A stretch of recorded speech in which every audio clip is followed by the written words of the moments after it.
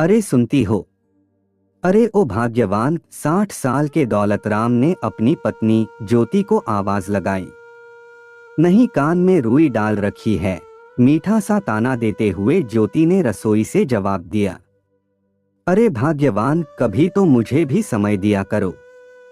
मेरे पास भी 2 घड़ी आकर बैठा करो। नहीं नहीं, मैं कहाँ आपको समय देती हूँ। ये बच्चे तो यूं ही पैदा हो गए। अरे बस भाग्यवान, मैं तो पूछ रहा था चाय पियोगी क्या? मलाई वाली, अच्छा तो ये बात है, आपको चाय पीनी है। तो ये नाटक क्यों कर रहे हो? मुझे टाइम नहीं देती। घर में बैठोगे और चाय चाय की रट लगाओगे। और क्या पूछ रहे थे, चाय पियोगी? शादी को 33 साल हो गए हैं, जैसे आज तक कभी चाय बनाकर पिलाई है। ठीक है, मत बनाओ चाय, बाहर थोड़े चक्कर लगाकर आता हूँ। कोई जरूरत नहीं, अभी बाहर जाने की, बना रही हूँ चाय। मालूम है, बाहर चक्कर लगाने के तो बहाने हैं। फिर कहोगे भाग्यवान गुस्सा मत करो, दोस्त मिल गया। वो दोस्ती की कसम देकर 2 पैक पिला दिया। क्या करता, दोस्ती की खातिर पीना पड़ा। अरे नहीं, पागल हो क्या, बुधवार तो तुमने ही फिक्स किया है न भाई। मार थोड़े न खानी है तुम्हारी। मजाक करते करते दौलतराम ठहाका मारकर हंस पड़े। अच्छा, और शनिवार को कौन पीता है? मैं। क्या तुम पीती हो? मुझे तो नहीं बताया कभी, और मैं कहता हूँ तो कहती हो। जहर सिर्फ शिव ने पिया था, पार्वती ने नहीं। कहते कहते दौलतराम फिर हंस पड़े। चलो अब बस करो ये हंसी ठठा और यहाँ बैठो, टीवी चालू करो, मैं आती हूँ चाय बनाकर। ज्योति के रसोई में जाते ही हॉल में कड़कदार खामोशी छा गई। दौलतराम टीवी का स्विच ऑन करके रिमोट ढूंढने लगे। नहीं मिलने पर आवाज लगाने लगे, ज्योति कहाँ हो, ये रिमोट नहीं मिल रहा। अरे सुनती क्यों नहीं, जवाब तो दो। मगर ज्योति ने जवाब नहीं दिया। जवाब नहीं मिलने पर दौलतराम परेशान हो गए और एकदम रसोई की तरफ जाने लगे। तभी ज्योति रसोई से निकल आई और कहने लगी, हद होती है चिल्लाने की। अभी तो कहाँ चाय बनाने को, और चाय बनाने भी नहीं देते। क्या हुआ, क्यों चिल्ला रहे हो और रसोई में क्यों आ रहे हो? अरे वो रिमोट नहीं मिल रहा था टीवी का। अरे तो मैं जेब में लेकर घूम रही हूँ क्या, जो रसोई में आ रहे हो? नहीं ज्योति, तुमने जवाब नहीं दिया न, तो मैं परेशान हो गया। दौलतराम ने ज्योति के कंधे पर हाथ रखते हुए भावुक स्वर में कहा। ज्योति भी यह देखकर भावुक हो गई। पति का प्यार देखकर उसकी आंखें नम हो गई।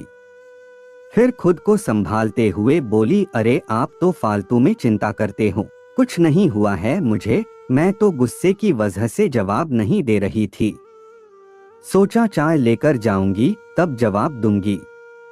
नहीं ज्योति, ऐसा फिर कभी मत करना। गुस्सा भले कर लेना, पर बुलाने पर जवाब जरूर देना। दौलतराम का इतना प्यार देखकर ज्योति की आंखों में पानी आ गया और कहने लगी, चलिए चल कर बैठिए, मैं चाय लाती हूँ।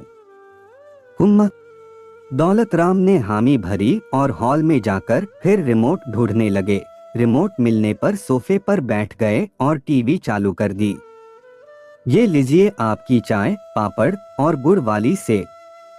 अरे वाह, क्या बात है, दिल खुश कर दिए। अरे यह क्या, चाय में मलाई नहीं डाली? नहीं, आपको डॉक्टर ने मना किया है मलाई खाने को। पर तुम्हें पता है ना, चाय में मलाई मुझे कितनी अच्छी लगती है। हाँ तो क्या करूं? नहीं मिलेगी मतलब नहीं मिलेगी। चुप करके चाय पिलो, नहीं तो ये भी ले जाऊं। अरे स्वीटी, जानू, मेरी डार्लिंग, आधा चम्मच मलाई डाल दो न, मलाई बिना चाय अच्छी नहीं लगेगी। हे मेरे परमात्मा, इस 60 साल के बुढ़े को सुमती दो। मैं तो समझा समझा कर थक गई हूं।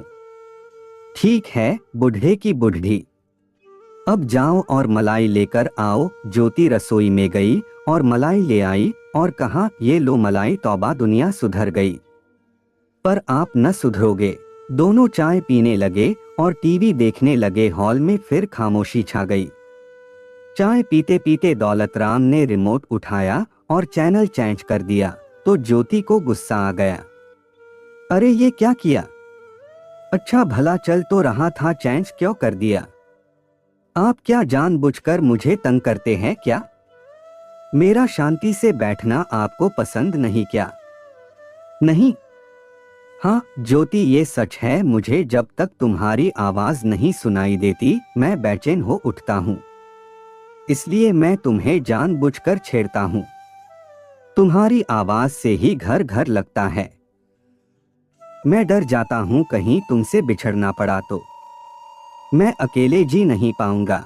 इतनी उम्र गुजर गई पर मैं तुमसे कभी नहीं कह पाया, पर आज मैं तुमसे जरूर कहूंगा। ज्योति अवाक सी देखती रह गई। दौलतराम सोफे से नीचे उतरकर जमीन पर घुटनों के बल बैठ गया और ज्योति का हाथ हाथ में लेकर कहने लगा, हाँ ज्योति, मैं तुमसे शादी के 33 सालों में कभी नहीं कह पाया। आज मैं कबूल करता हूँ कि मैं तुमसे बहुत प्यार करता हूँ, और आज से नहीं, जब मैंने पहली बार तुम्हें देखा तब से ही मैं तुम्हें प्यार करने लगा, पर मर्द होने के गुरूर में मैं तुम्हें कभी कह नहीं पाया। मैं तुम्हारे बगैर एक पल भी नहीं रह पाता।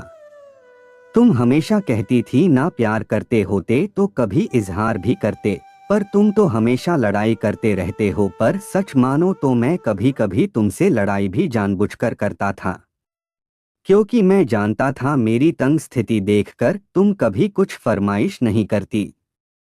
मगर लड़ाई में तुम भोलेपन से रोते हुए कह ही देती थी, कभी मेरे लिए खारी बिस्किट लाए हो, कभी मेरी पसंद की मीठी वाली नमकीन लाए हो, और फिर उस दिन घर के लिए क्या लाना है मुझे अंदाजा हो जाता था और मैं पूरी कोशिश करता था। मैं आज कबूल करता हूँ और तुम्हारे आगे अपने प्यार का इजहार करता हूँ।